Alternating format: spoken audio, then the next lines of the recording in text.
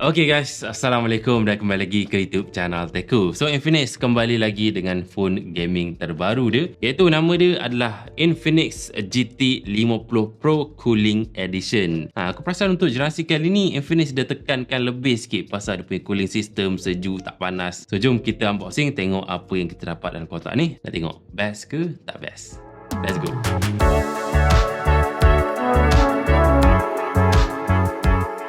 Okey, kotak dia kali ni memang besar sikit dan atas ni ada tertulis dia punya memory dia. Memang besar gila, 12 tambah 12GB RAM, storage pun besar 512GB. Dan ada design karakter gaming dekat sini. Dan korang boleh tengok yang Infinix ni masih lagi official gaming phone untuk MPL Malaysia. Dan untuk bahagian belakang ni ada dia punya specs penuh dia, dan dekat sini ada dia punya warna dia guys. Warna yang aku dapat ni adalah Black Abyss, warna hitam. Alright, so dalam kotak ni kita akan dapat dua lagi kotak guys. So belah kiri ni aku rasa ni telefon kot, phone Infinix GT 50 Pro, ini kotak phone dia. Dan belah kanan kita akan dapat dia punya cooler dia, GT MagCharge Cooler 2.0. Tak silap aku ni magnetic charger yang boleh letak kat belakang phone tu lah. Dan macam aku cakap tadi, dia fokus lebih kepada performance dan juga sejuk lah. So korang boleh tengok sini, liquid flow hyper performance. Warna dia pun melambangkan freezing, sejuk-sejuk macam tu lah. Ini dia punya MagCharge Cooler 2.0, kabel USB Type-C ke Type-C. Okay, ini telefon dia guys. Warna kotak dia kali ni memang special lah. Selalunya phone Infinix warna kotak dia hijau, hitam macam tu lah. Sekarang warna biru cair. Simpan tool kat sini, document, dan juga dapat dia punya casing dia. Dia punya charger Infinix 45W, kabel USB Type-A ke Type-C. So, ini dia punya telefon dia. Dia punya design dia kali ni surprisingly agak simple dan agak kemas juga. Dia taklah screaming gaming phone sangat. Tetapi pada bahagian bawah ni guys, korang boleh tengok dekat sini, dia ada cecair guys dalam ni untuk dia punya cooling system dia. Dia punya design kamera pun simple je. 2 biji kamera dengan 1 flash, dan design dia macam line sikit macam tu je. Okay guys, aku nak setting dulu smartphone ni. Kita jumpa kejap lagi.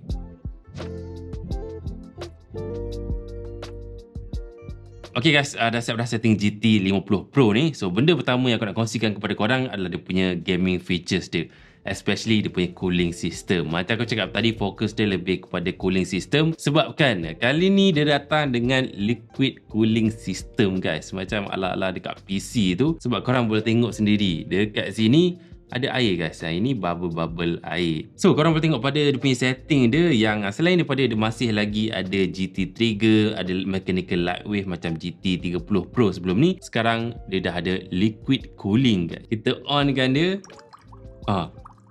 dengar bunyi ala-ala ada air. Korang boleh tengok pada bahagian belakang ni guys. Ini memang proper liquid cooling. Memang air dia circular around dia punya chipset dan area telefon ni, memastikan telefon ni sentiasa sejuk sepanjang masa, especially waktu bergaming lah. Dan aku boleh kontrol kelajuan air belakang ni pada dia punya setting. Sekarang ni rapid mode memang laju lah, high flow velocity. Kalau yang normal, dia slow sikit. Air bergerak pun tenang-tenang aja. So macam mana air ni boleh bergerak? Disebabkan dalam telefon ni actually ada micro pump. Pump yang sangat kecil dia letakkan di dalam dia. Okay, selain daripada dia punya liquid cooling, kita nak tengok dia punya mechanical light wave, iaitu lampu RGB pada bahagian belakang. Sekarang bentuk dia lebih kepada X macam tu. Kita boleh tengok di sini. Macam ni bentuk dia. Dia punya lampu RGB dia taklah menggila sangat design dia kan. Tapi masih lagi korang boleh custom dia punya warna lah. Warna apa yang korang nak, korang boleh custom. Dan sekarang pasal GT trigger pula. Yes, telefon ni masih lagi ada trigger pada bahagian atas ni, additional button untuk korang bergaming. And kali ni dia versi yang baru, dia panggil Pressure Sense GT Trigger. Kenapa Pressure Sense? Sebab kan GT Trigger ni bukan satu button je, dia boleh detect korang punya pressure, dan dia boleh buat dua command berbeza mengikut pressure yang korang tekan. So dia ada light press dan juga heavy press. So kita swipe tepi ni untuk kita onkan GT Trigger. GT Trigger ni kita ada macam-macam strategi, ada dia punya preset-preset dia. Kita pilih add strategi lah. Aku nak tunjuk korang feature baru dia. So ini belah kanan, R ni belah kanan, dan juga left ni belah kiri lah. Tapi yang barunya, ini tab biasa, kita boleh ada option sekarang untuk light and heavy press. Kita tekan dia, tapi kita just tekan press yang biasa saja, dan dia keluar dua bulat ni guys instead of satu. So R yang kecil ni, ada R kecil, R besar. R kecil ni untuk light press, tapi kalau yang R besar ni kita tekan dalam sikit. Okay, ini example dalam game. Aku dah map kan, kalau aku like press sebelah kanan ni, dia akan tembak. Kalau aku tekan kuat sikit, dia akan lompat. So bolehlah kita lompat, tembak. Lompat, tembak. Kalau left ni aku like aim, tekan kuat sikit, tembak. So kalau korang study benda ni betul-betul dan praktis betul-betul, aku rasa memang boleh bagi advantage dalam korang punya gaming competition lah. Memang nice. Dan bercakap pasal gaming ni kan, kita kena testing dia punya yang tadi tu. Kita cocok, tengok sejuk ke tak sejuk kan. Macam aku cakap tadi, belakang ni kita kena connectkan dengan ni. Sebab belakang ni tak ada magnet, tapi casing ni ada magnet. So kita letak sini. Alright. Nampak ada animation sikit, combine dengan liquid cool kat sini.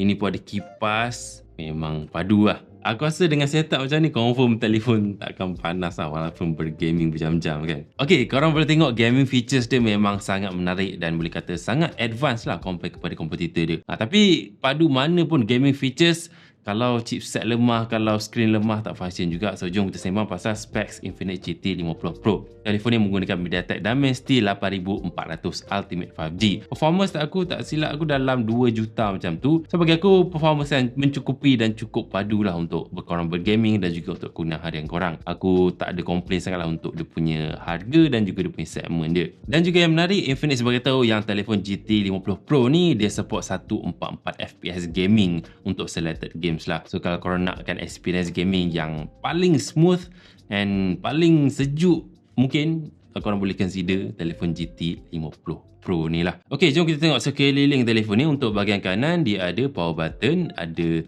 volume rocker kat sini, agak clicky juga, dan juga of course dah ada GT trigger yang aku dah cerita tadi. Untuk bahagian atas, speaker kat sini, dan speaker dia bukan JBL, aku perasan kat sini dia tulis Dolby Atmos. Dan masih lagi ada AR blaster untuk kontrol smart device. Untuk bahagian kiri tak ada apa. Untuk bahagian bawah ada satu lagi speaker, menjadikan dual stereo speaker, USB Type-C port untuk charging dan juga slot SIM card. Boleh masukkan 2 SIM card sahaja.